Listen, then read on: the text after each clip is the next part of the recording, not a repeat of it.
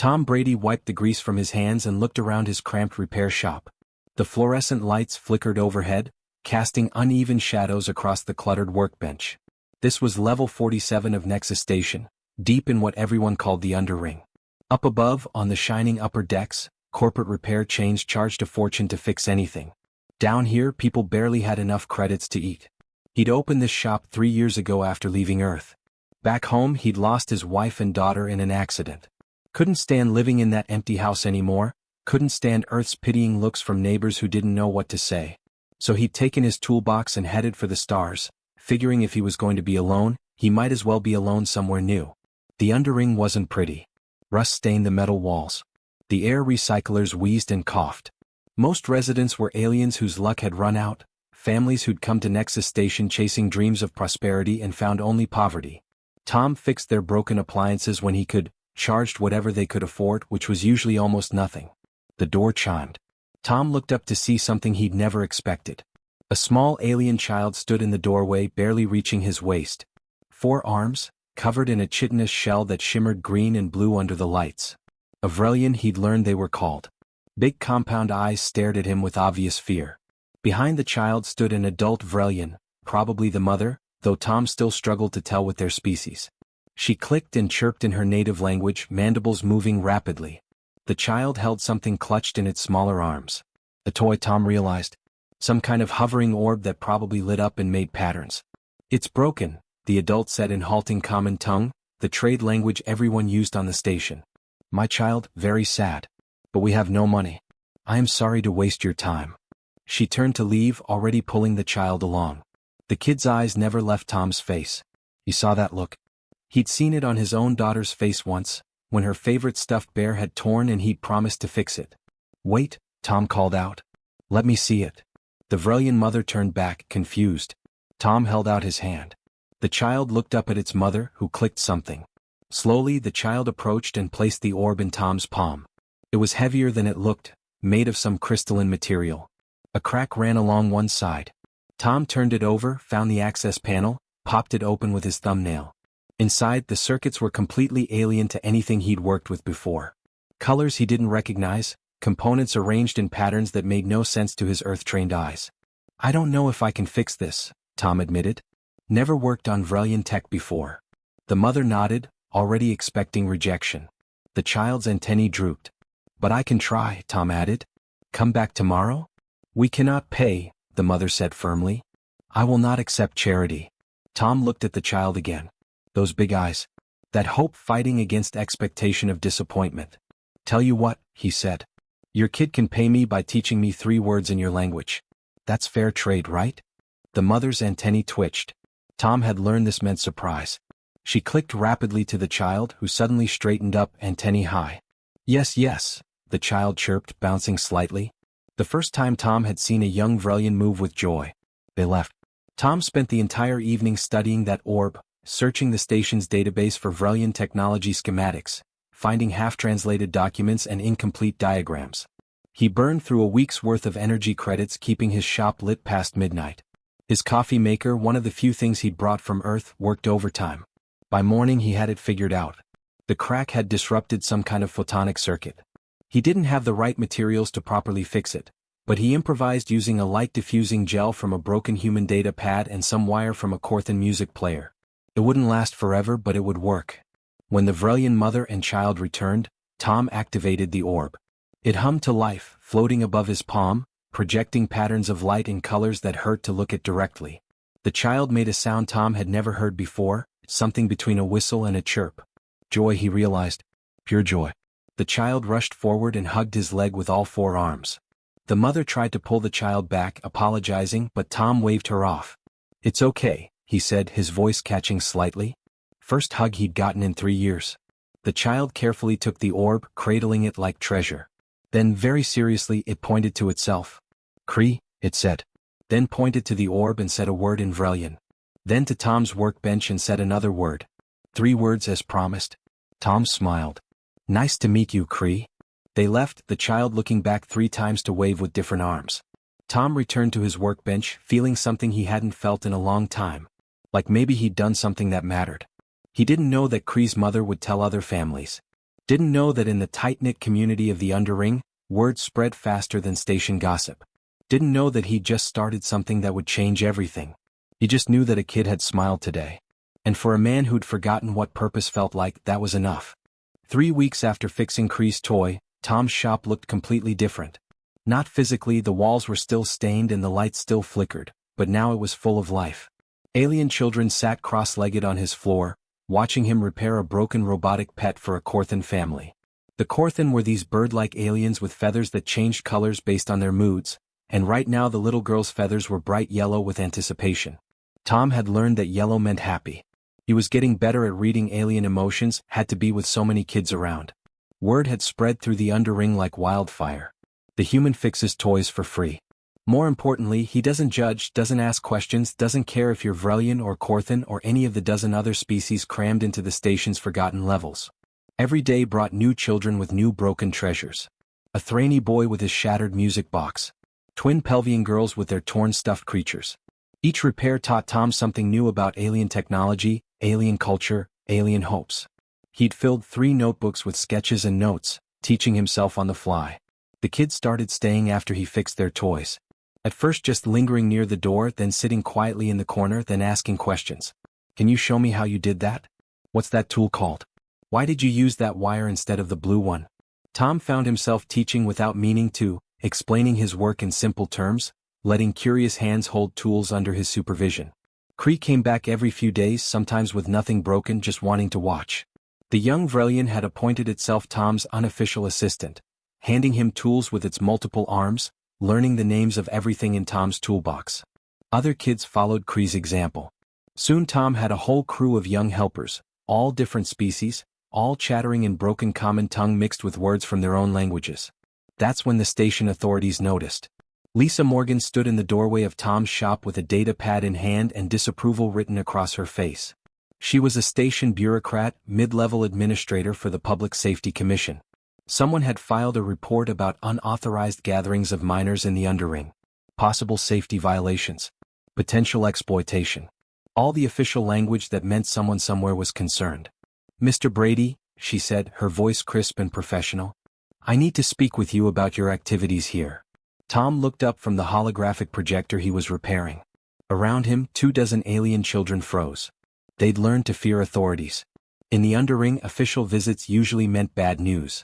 Someone's parents getting deported. Families being relocated. Benefits being cut. Sure, Tom said calmly. Just give me 1 second to finish this. He completed the repair, watched the projector flicker to life, handed it to a small Thraney child who clutched it to her chest. There you go, Beth. Good as new. Beth, he'd learned, wasn't her real name. Her actual name involved harmonic frequencies humans couldn't hear. But she'd chosen Beth as her common tongue name because she'd heard it in an Earth broadcast once and liked how it sounded. Lisa watched this exchange, her expression unreadable. How many children come through here daily? I don't really count, Tom said honestly. Maybe 20? 30 on busy days? And you're operating without proper licensing for child care, without safety certifications, without insurance coverage. Lisa tapped her data pad. Do you understand the liability issues here? Before Tom could answer, Cree stepped forward.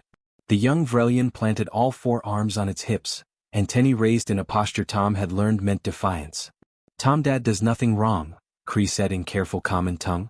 He helps. Only helps. Tom Dad. When had they started calling him that? He'd noticed the kids using it among themselves, but hearing it directed at an authority figure made his chest tight. More children gathered around, forming a protective semicircle between Tom and Lisa.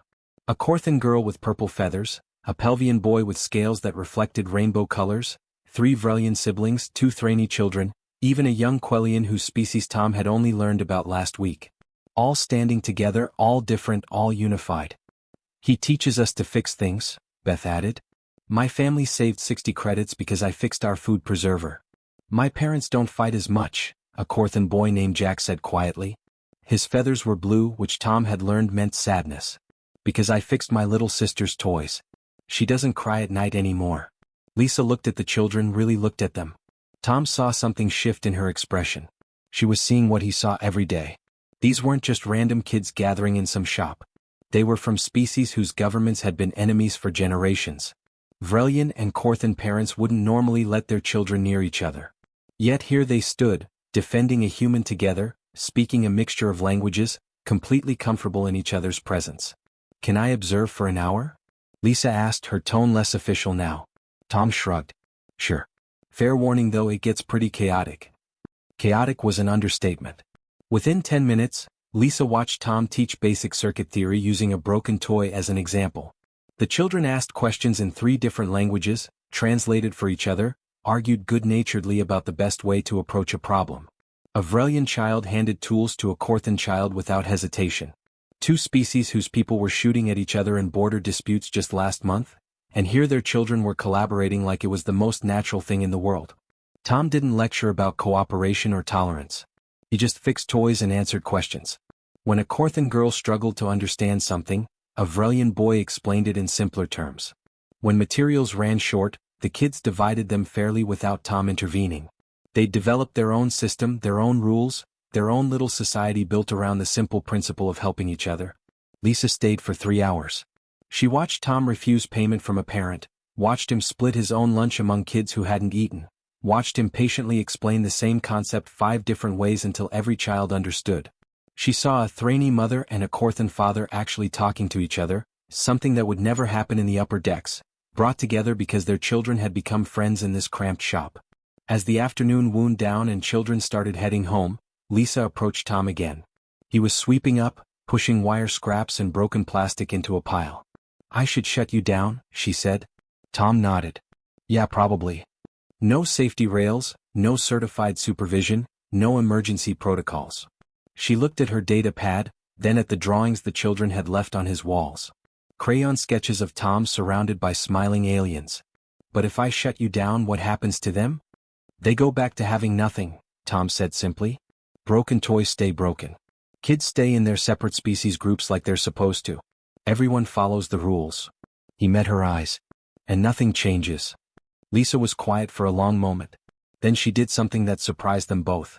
She deleted something on her data pad. "My report will say I found a small-scale community outreach program operating within acceptable parameters. It will recommend further observation before any action is taken." "Why?" Tom asked. "Because 20 years ago I was a kid in a place like this," Lisa said. "And nobody helped. Nobody cared." She looked around the shop one more time. "File for a community education permit tomorrow. I'll expedite the approval. It won't solve all your legal issues, but it'll buy time." She left without another word.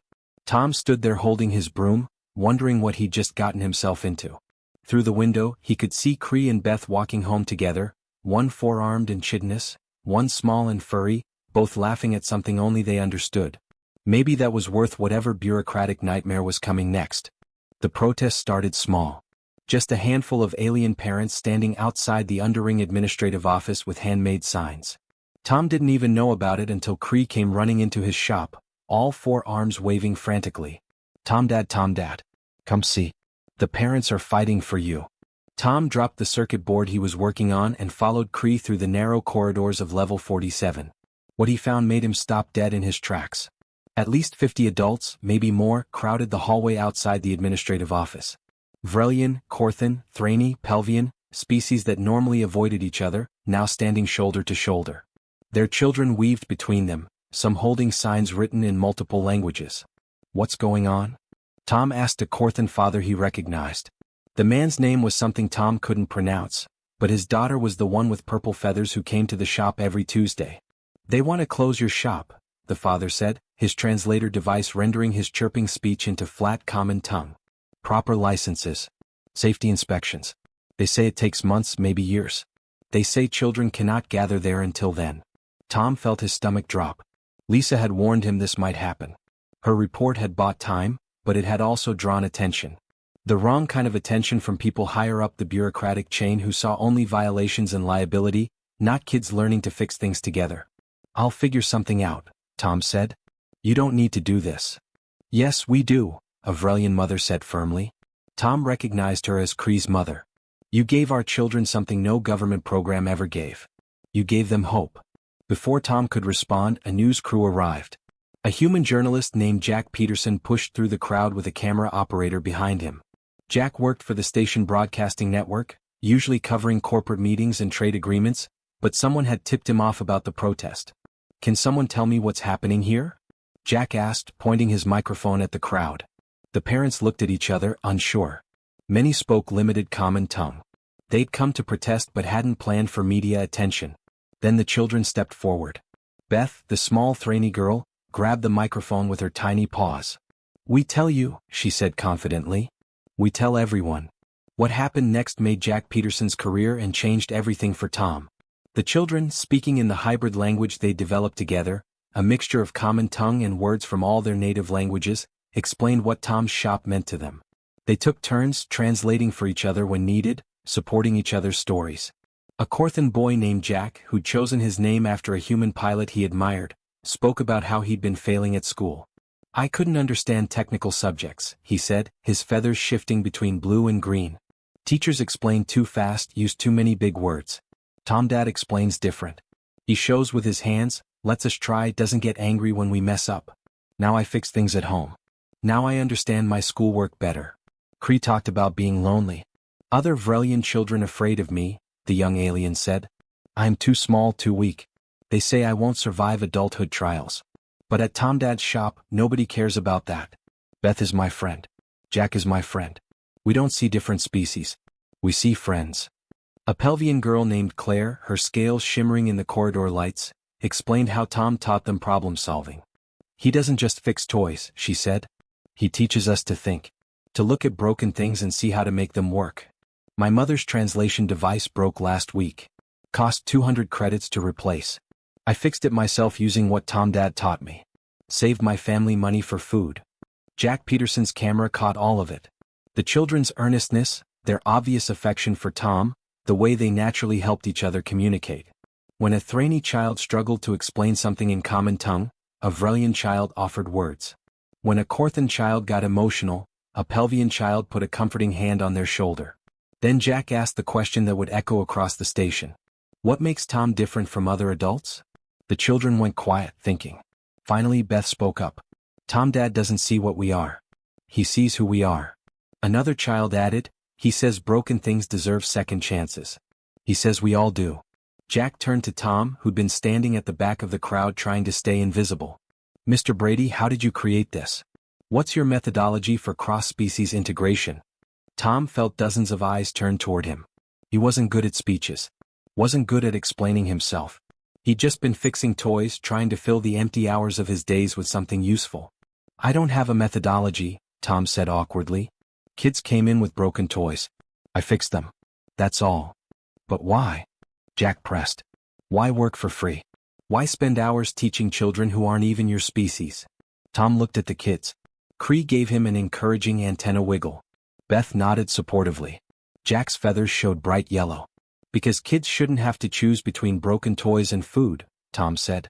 "Everyone deserves something that brings them joy. Everyone deserves someone who'll take time to teach them, to listen to them, to treat them like they matter." He paused, remembering his own daughter. "And because fixing things, helping people, it's what makes us human. Not just my species, I mean, all of us. Anyone who chooses to help instead of ignore, to build up instead of tear down." The crowd was silent. Then one of the Corthan parents started a trilling sound. Others joined in, each species adding their own version of approval. Tom learned later it was unprecedented. Different species didn't usually share celebration sounds. But here, in this cramped corridor in the underring, they'd created something new together. Jack's broadcast went live that evening. Within hours, it had spread across the station's networks. By morning it had reached other stations, other systems. People across the galaxy watched alien children from traditionally hostile species speaking together, defending a human who'd simply treated them with kindness. The Interspecies Academy took notice. The Galactic Cultural Preservation Council sent observers. Station administration couldn't ignore it anymore. Tom's little shop had become something much bigger than just a place to fix toys. 3 days after the protest, a woman named Amanda Cole arrived at Tom's shop. She was Director of Educational Development for the Interspecies Academy, and she came with a team of researchers. They interviewed children, observed Tom's teaching methods, analyzed the social dynamics of his mixed species workshop. Amanda spent a week watching Tom work. She saw how he never favored one species over another, how he encouraged kids to teach each other, how he turned every repair into a lesson about patience and problem-solving. She documented the language the children had developed, a genuine hybrid that linguistics experts later called unprecedented in spontaneous formation. On her last day, Amanda sat across from Tom in his cluttered shop. "You've accidentally created the most successful integration program in known space," she said. "Children from species whose governments are at war are playing together. Families who would never interact are becoming friends. You've done what decades of diplomatic efforts couldn't." Tom shrugged uncomfortably. "I just fixed some toys." "No," Amanda said firmly. "You fixed something much more important. You fixed the idea that different means enemy. You showed these children that cooperation isn't just possible, it's natural. And now the galaxy is watching." The station council meeting room was nothing like Tom's cramped shop. Polished metal walls, expensive lighting, chairs that probably cost more than everything he owned. Tom sat in an uncomfortable formal suit Lisa had forced him to wear, feeling completely out of place. Around the massive conference table sat the most powerful people on Nexus Station, and they were all arguing about him. Robert Hayes, the station administrator, rubbed his temples like he had a headache. "Let me understand this correctly. We have a man operating an unlicensed facility where dozens of children gather daily. No safety certifications, no insurance, no formal training in education or childcare. By every regulation we have, we should shut him down immediately." "And create a riot," Lisa countered. She'd been appointed to represent Tom's interests, though he hadn't asked for it. "You saw the protests. You saw the media coverage. Shutting down Tom's shop now would be a public relations disaster." A Corthan counselor chirped something through his translator. "More than public relations. Those children have created something our governments couldn't. My own nephew participates. Last week he told me his best friend is Vrelian. Do you understand what that means? Our species have been enemies for 200 years. Which is exactly the problem," another counselor argued. "We're supposed to preserve cultural identity, keep species separate so they maintain their heritage. This human is creating some kind of hybrid culture that doesn't respect traditional boundaries." Tom had been quiet, letting them argue over him like he wasn't there. But that comment made something snap inside him. "With respect," he said, his voice cutting through the debate, "those kids aren't losing their cultures. Kree still teaches Vrelian traditions to the other kids. Beth shares Thraney music. They're not erasing their identities. They're adding to them." Robert looked at Tom with interest. "Explain." "Last week, a Corthan kid brought in a ceremonial music player that broke," Tom said. "It was for some important family ritual. I had no idea how to fix it. But Kree and Beth, they researched Corthan traditions, figured out what sounds it was supposed to make, helped me understand its significance. We fixed it together, all three species working on something from a fourth species culture." He leaned forward. "Those kids aren't forgetting where they come from. They're learning that where they come from doesn't have to define who they can be friends with." The room went quiet. Amanda Cole, who'd been invited as an expert witness, spoke up. "The Interspecies Academy has studied Tom's methods extensively. What he's doing isn't cultural erasure. It's cultural bridge building. The children maintain strong connections to their own traditions while developing empathy for others. In fact, our data shows they have stronger cultural identity than control groups, because they're proud of their heritage and confident in sharing it." Robert sighed. "That's wonderful, truly. But it doesn't solve the legal issues. We can't just ignore safety regulations because something feels good." "Then change the regulations," Lisa said. "Create a new classification. Cultural exchange program. Educational outreach. Call it whatever you want, but make it legal." "It's not that simple," another counselor objected. "Setting precedents, establishing new program categories, it takes years of committee reviews and—" "While you review in committee, those kids go back to being separated," Tom interrupted. "Back to thinking different means enemy. Back to broken toys staying broken because their parents can't afford repairs." He stood up, done with bureaucracy. "Look, I get it. I'm causing problems for you. So here's my solution: shut me down. I'll go back to Earth. You folks can spend years creating the perfect program with all the right paperwork. Everyone's happy. Except the children," Amanda said quietly. "And their families. And anyone who believes that what those kids have built together matters more than regulations." Robert was quiet for a long moment, studying Tom. "You really mean it? You'd just leave?" "I came out here to be alone anyway," Tom said, the words tasting bitter. "Guess I got distracted. Won't make that mistake again." Kree's voice came from the doorway. "No. Tom spun around. Cree stood there with Beth, Jack, Claire, and at least a dozen other kids. They must have snuck in somehow, probably through maintenance corridors. Their parents rushed in behind them, looking embarrassed and worried. "You can't leave, Tom Dad," Cree said, all four arms crossed stubbornly. "We won't let you." "Kids, you can't be here," Lisa started, but Robert held up a hand. "Actually, let them speak. This decision affects them most." Beth stepped forward, clutching something to her chest. "We made this," she said, holding out a data pad. "All of us together. Show them, Cree." Cree activated the pad, projecting a hologram into the center of the room. It showed a map of Nexus Station, but not just any map. This one was marked with dozens of locations throughout the Underring, each tagged with notes in multiple languages. "We made a plan," Jack explained, his Corthan feathers bright with determination. "Not just for Tom Dad's shop. For lots of shops. We asked other adults in the Underring. They said they could help teach too. Mrs. Vela knows cooking from 6 different worlds. Mr. Thorpe can teach music. Miss Cree's mother knows Vrelian mathematics. We don't need Tom Dad to do everything," Claire added. "We need what Tom Dad showed us, that adults can care about kids who aren't their species. That learning together is better than learning apart. That broken things deserve fixing." Tom stared at the projection. These kids had put together something he'd never imagined. A whole network of learning opportunities, using the Underring's forgotten residents as teachers, turning poverty into community. "This is quite sophisticated," Amanda said, examining the hologram. "How long have you been planning this?" 2 weeks, Cree said proudly. "We used what Tom Dad taught us. See problem, find solution, use what you have." Robert stood, walking around the table to get a closer look at the projection. This would require significant administrative oversight. Safety protocols. Licensing for each location. "We know," Beth said. "We read the regulations. Very boring. But we also read that the Station Council can create emergency cultural preservation programs if integration levels drop below acceptable thresholds." She pulled up another screen showing statistics. "Look. Before Tom Dad, integration scores in the Underring were 18%. Now they're 73%. If you close his shop and scores drop, you have to create emergency programs anyway. Our way is faster." Tom couldn't help but smile. "Did you teach them to research regulations?" "You taught us to research everything," Jack said. "You said knowledge is just fixing your own ignorance." Lisa started laughing. "They've got you cornered, Robert. Either approve their plan or explain to the media why you're deliberately reducing integration scores."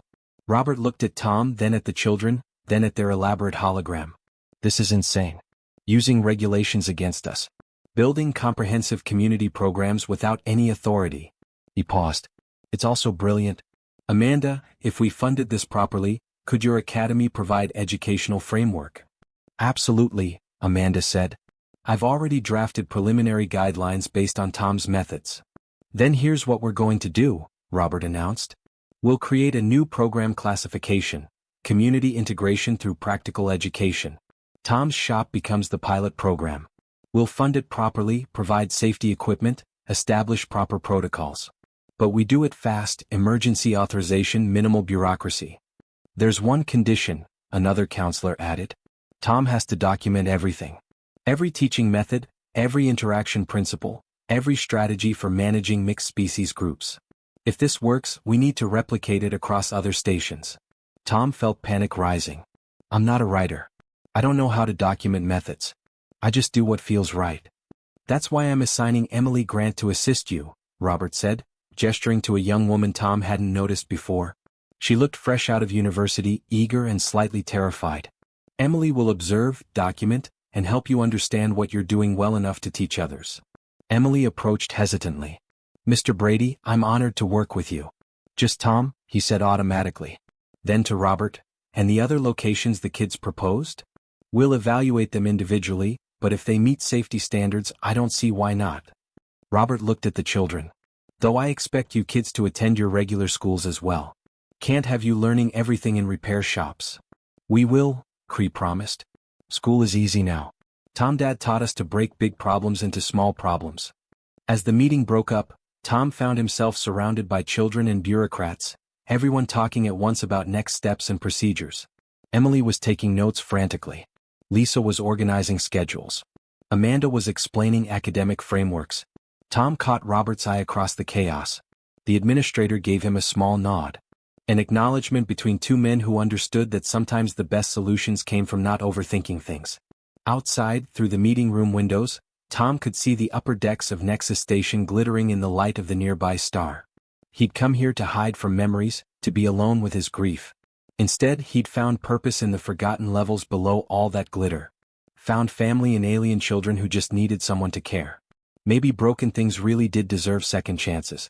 Even broken people. 5 years changed everything. Tom stood in his shop, which didn't look much different despite the upgrades. Sure, the lights worked properly now and he had better tools, but he'd refused to move to the upper decks like the station council wanted. This was home. Level 47 with its stained walls and wheezing air recyclers, where people actually needed him. Emily Grant, no longer the nervous administrator she'd been, sat at a desk in the corner organizing the day's schedule. She'd become indispensable over the years, handling the bureaucracy so Tom could focus on teaching. More importantly, she'd become a pretty good repair technician herself. Last week she'd fixed a Thraney navigation device without any help. "You've got 20 kids coming in this afternoon," Emily said, scrolling through her datapad. "And a delegation from the Corthan homeworld wants to observe tomorrow."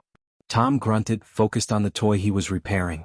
A mechanical bird from some distant world, brought in by a child whose name he couldn't pronounce but whose smile he'd never forget. Another delegation? That's the third one this month. "You're famous now," Emily teased. The human who accidentally started a movement. Movement felt like too big a word. Tom had just fixed toys. Everything else had been the kids' doing. But Emily was right that things had spread far beyond his little shop. Across Nexus Station, 17 other community workshops had opened, each run by underring residents teaching their own skills. Mrs. Vela's cooking classes attracted kids from all over the station. Mr. Thorpe taught music to packed rooms. Even Cree's mother now ran a mathematics program that was actually more popular than Tom's repair shop. The door chimed. Tom looked up to see a Vrelian woman in formal robes, the kind that meant she held important status. It took him a moment to recognize the compound eyes, the particular pattern of her shell. "Cree?" he said, disbelieving. The Vrelian clicked in laughter. "Yes, Tom, Dad. I have grown." She had indeed. Cree was now a young adult, standing tall on powerful legs, her shell hardened to a deep emerald. Behind her came Beth, now a fully grown Thraney woman working as an engineer on the upper decks. And Jack, whose Corthan feathers had developed into brilliant adult plumage. "We brought someone to meet you," Cree said, stepping aside. A tiny Vrelian child peeked from behind Cree's legs, clutching a broken toy to its chest with small arms. The sight hit Tom harder than he expected. How many times had he seen that exact pose? Scared kid, broken toy, hoping against hope that someone would care enough to help. "This is my nephew," Cree explained. "His name is..." She said something in Vrelian that Tom's aging ears couldn't quite catch. "But he wants to be called Andy, after a human character he saw in a broadcast." Andy approached slowly, just like Cree had 5 years ago. He placed the broken toy in Tom's hand. A hovering orb, just like the one Tom had fixed all those years back. Maybe even the same model. "Can you fix it?" Andy whispered in careful common tongue. Tom examined the orb, feeling the weight of history in his hands. "I can try," he said. "But you have to teach me 3 words in Vrelian." "Fair trade." Andy's antennae perked up, exactly like Cree's used to. "Really?" "Really," Tom confirmed. As Andy excitedly began listing Vrelian words, Cree pulled Tom aside.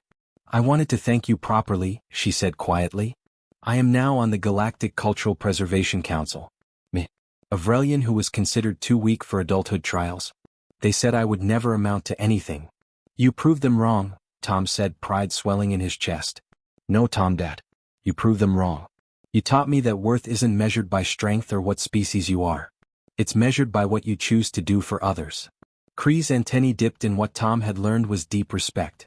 "Last month, I helped negotiate a peace treaty between Vrelian and Corthan colonies. We used the hybrid language we developed here in your shop as the neutral tongue for negotiations. It worked because both sides had children who learned it together, who refused to see each other as enemies." Tom didn't know what to say. He'd never thought about his shop in such grand terms. Peace treaties and galactic councils felt impossibly far from fixing broken toys in the underring. Beth joined them, her engineer's uniform crisp and professional. "The station asked me to design the new educational wing," she said. "I told them I wanted it in the underring, not the upper decks. Close to where kids actually need it." Jack ruffled his feathers proudly. And I'm training to be a teacher. Going to open my own workshop on the Corthan homeworld. Already have funding from the government. They're calling it the Brady Method. I hate that name, Tom muttered like he did every time someone used it. There was no method. Just kindness. Just showing up. Just believing people deserved help regardless of who or what they were. More of his former students arrived throughout the afternoon. Claire, now a materials scientist who developed a new repair compound used across 3 sectors. A trainee named Danny who'd become a child psychologist specializing in cross-species trauma. A Pelvian woman called Rita who ran the largest toy library in the station, repairing and distributing toys to families who couldn't afford new ones. They all brought their own students, their own children, their own younger siblings. The shop filled with 3 generations, all connected by a thread that started with one lonely human who'd fixed a broken toy 5 years ago. Lisa Morgan showed up later, her own daughter Katie in tow. Katie was 8 now and spent every weekend volunteering at the shop. Lisa had risen to head the entire station integration office, a department created specifically because of Tom's work. Thought you'd want to see this, Lisa said, showing Tom her data pad. Latest integration statistics. Station-wide, we're at 89% positive cross-species interactions. Crime in the underring is down 62%. Educational outcomes up 47%. And it's spreading. 43 other stations have implemented similar programs. Tom looked at the numbers without really seeing them. Statistics didn't capture what mattered. What mattered was Andy, carefully holding his repaired orb like it was made of starlight. What mattered was a Vrelian child and a Corthan child sitting together on his floor, arguing cheerfully about the best way to fix a circuit. What mattered was parents from different worlds talking to each other while their kids played, barriers dissolving one conversation at a time. You know what I realized? Tom said to Emily later, after most people had left. I came out here because I lost my family. Thought I'd never have that again. And now you have the galaxy's largest family, Emily finished, smiling. Not just me. Everyone. That's the thing people keep missing. Tom gestured around the shop at the drawings on the walls, the tools organized by small hands, the hybrid language notes scribbled everywhere. I didn't do this. The kids did. They decided different didn't mean enemy. They chose kindness over fear. They built something beautiful because nobody told them it was impossible. Emily nodded thoughtfully. So what's the real Brady method? If you had to explain it in one sentence. Tom thought about it while repairing another toy, hands moving through familiar motions. Show up, he finally said. Just show up for people. See them. Actually see them, not what species they are or where they're from, but who they are. And believe they deserve someone who'll take time to help them, teach them, fix things for them. He paused. Everything else is just details. Night came to Nexus Station, the artificial dimming of lights that told people to rest. Tom locked up his shop, checking one last time that everything was organized for tomorrow. Cree had promised to bring Andy back, along with a whole group of young Vrelians who wanted to learn. Beth was organizing a field trip from the upper deck schools. Jack was bringing a documentary crew to film the shop's 5th anniversary. Tom walked through the underring's corridors, nodding to neighbors he'd come to know. A Corthan family called out thanks. Their son had just fixed their heating unit using skills learned at the shop. A trainee shopkeeper waved. Her daughter was now studying engineering at university because Tom had encouraged her interest in mechanics. A Pelvian couple stopped him to say their children were teaching other kids in their home district, spreading the lessons further. He reached his small apartment, just as cramped and worn as his shop. Pictures covered the walls now. Printed images of children who'd passed through his life. Cree and Beth and Jack and hundreds of others, all smiling, all different, all family in the way that mattered most. Tom made coffee in his earth machine and sat by the window looking out at the stars. Somewhere out there, his wife and daughter rested in earth soil. He'd spent years running from that pain, convinced he'd never feel whole again. But here, in the forgotten levels of a space station, surrounded by alien children who called him Dad, he'd discovered something important. You didn't heal grief by forgetting. You healed it by loving again differently but just as deeply. By showing up every day and choosing to care, to teach, to fix what was broken in the world. Small acts, they'd called it in all the articles and studies. Small acts of kindness, small repairs, small moments of teaching. But Tom knew better. There was nothing small about it. Every toy fixed, every child taught, every barrier broken between species. Those were enormous acts. They just looked small to people who didn't understand that changing one life changed everything connected to it. And maybe that was the real lesson. Not some grand methodology or sophisticated program.